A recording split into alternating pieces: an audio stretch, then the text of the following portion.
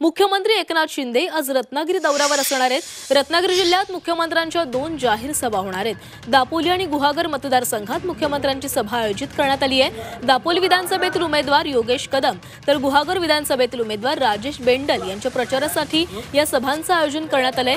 इथला आढावा घेतला आमचे प्रतिनिधी प्रणव पोळेकर यांनी। राज्याचे मुख्यमंत्री एकनाथ शिंदे आज कोकणच्या दौऱ्यावर आहेत आणि रत्नागिरीमध्ये मुख्यमंत्र्यांच्या ज्या आहेत त्या टोटल 2 सभा होणार आहेत।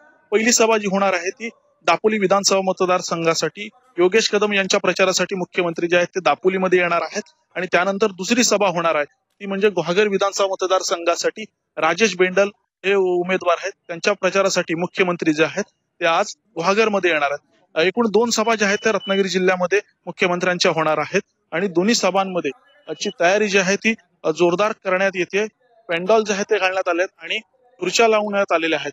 खरं तर मुख्यमंत्री आल्यानंतर इथं मुख्यमंत्री नेमके काय बोलतात, काय भाष्य करतात हे देखील बघणं गरजेचं आहे, कारण या दोन्ही सभा ज्या आहेत त्या महत्वाच्या मानल्या जातात आणि त्यामुळे मुख्यमंत्री या सभेमधनं काय भाष्य करतात हे देखील आता बघणं गरजेचं आहे। व्हिडिओ जर्नलिस्ट तन्मय दातेसह प्रणव पोळेकर, झी मीडिया, गुहागर।